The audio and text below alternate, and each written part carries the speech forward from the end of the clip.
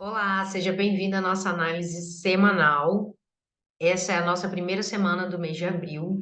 Semana passada, na sexta-feira, eu fiz um vídeo bem completo para vocês em relação à leitura do DXY, do ouro e do dólar ien, pegando os possíveis movimentos para a sequência do mês de abril, né?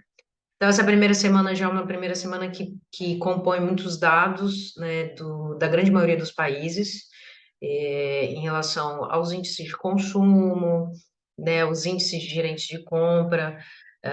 No mês passado, mês passado e retrasado, teve algumas alterações das taxas de juros dos bancos centrais. Isso começar a desencadear uma influência aí ao longo dos meses. E esse mês a gente já pode sentir alguma coisa, tá? Então, compartilhando aqui minha tela no DXY, eu vou recordá-los a respeito da nossa conversa na semana passada e vou trazer para vocês aqui a possível visão de acordo com a movimentação que ele já fez, né? Então, ó, aqui a gente está com o gráfico do DXY no diário. Nós tínhamos uma linha de tendência basicamente nessa angulação aqui, tá?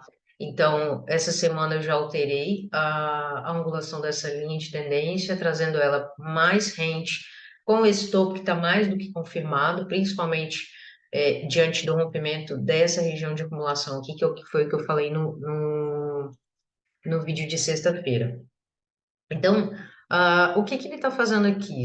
O básico é essa movimentação aqui, ó, né? Isso aqui seria o ponto de pivô dele para a continuação. Ele possivelmente deve romper essa região aqui, fazendo esse zigue-zague aqui, até possivelmente chegar na zona dos 90 mil, que é o preço, né? A média do preço que eu estou esperando ele acompanhar esse desenvolvimento.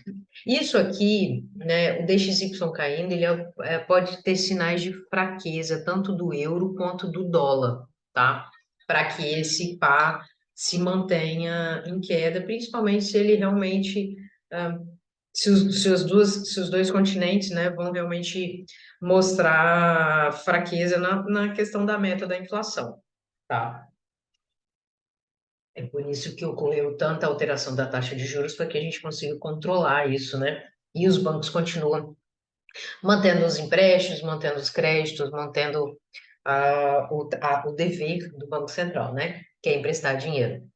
Então, aqui, é, esse ponto da acumulação, o que que eu falei para vocês? Que ele deveria segurar nesse ponto aqui e então subir para cair. Essa semana, esse candle já rompeu a região de acumulação. E esse candle, ele pode ter uma continuidade até esse ponto aqui, tá? Então, essa semana tá muito linda e tá muito limpa a movimentação dele de continuação, porque ele rompe a região, quando rompe a região fica mais fácil para a gente aproveitar as oportunidades. Então, ele deve engasgar, né, fazer o zigue-zague dele até ele tocar nesse ponto aqui, e esperamos que até sexta-feira ele toque aqui ou até rompa essa região, tá? Já não existe a possibilidade dele tentar voltar ou até romper essa região de cá. O máximo que ele pode fazer para os compradores, né, os compradores que estiverem ativos aí, né, dentro dessa região, é o preço retomar para esse ponto aqui, ó, para a máxima da acumulação, e tocando novamente a linha de tendência de baixa, o que vai ser excelente para os vendedores tomarem ação dentro dessa região, tá? Então, esses são os três cenários que eu trouxe para você dentro desse par nessa semana. A gente vai dar uma olhada agora aqui no USD CAD. A gente falou bastante desse par na semana passada, fizemos três cenários com ele. E a possibilidade dele fazer a projeção aí da perna, né? Então aqui, ó, o que nós tínhamos aqui era uma região de acumulação, ó. Ele já toca a nossa linha de tendência, que foi o que eu falei para vocês na semana passada, da possibilidade dele vir entre a zona do 35 ao 34, e agora ele está no 1,34, 636, né? Ele está na zona do 34 ainda. E esse cenário aqui, isso é um cenário de acumulação, ó. Então, o que que acontece aqui, ó? Se ele respeitar essa semana, essa linha de tendência, ou, né, romper essa região, é possível que o preço seja jogado para cima, tá? E até de repente rompendo. Agora, tá? Agora, se ele não segura, ele tem a região abaixo aqui dessa marcação de acumulação que a gente fez, ó, e ele pode ainda continuar o movimento, tá? Principalmente se ele perder a linha de tendência e principalmente se ele perder essa região. Se ele perder tanto essa região como a linha de tendência, a gente vai esquecer qualquer possibilidade de movimentação de alta, tá? Qualquer possibilidade. Eu vou jogar aqui no gráfico do semanal, aqui, ó, o gráfico do semanal, ele está engasgando, né, em cima dessa linha de tendência e ele pode sim jogar o preço lá para cima, tá? Volto a repetir, se ele perder essa região e perder a linha de tendência, ele vem para essas esferas mais baixas, tá? Não tem muito mistério. Ele aqui, o dólar CAD está um pouco chato para negociar, porque essa região é uma região de indecisão, onde os investidores vão decidir ali quem está mais forte. Então, é um momento que, se você não entrou nesse par ainda, né, não está negociando ele, não é um bom momento você se manter nele, porque ele possivelmente ou ele vai dar uma esticada para um lado ou para o outro. Dentro do nosso contexto de análise, a possibilidade maior é que a probabilidade maior de que ele suba, né? Mas temos que esperar esse candle do semanal fechar para a gente tomar uma decisão possivelmente para a semana que vem, tá? Já o Bitcoin,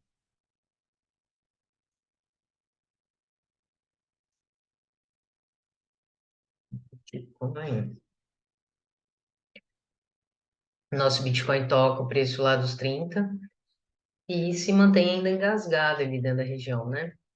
Ele não deu nenhum movimento aqui após essa região aqui, ele está engasgando, pode levar o preço aqui para cima ainda, para casa dos 40 mil, ou ele retomar aqui ainda para essa região, tá?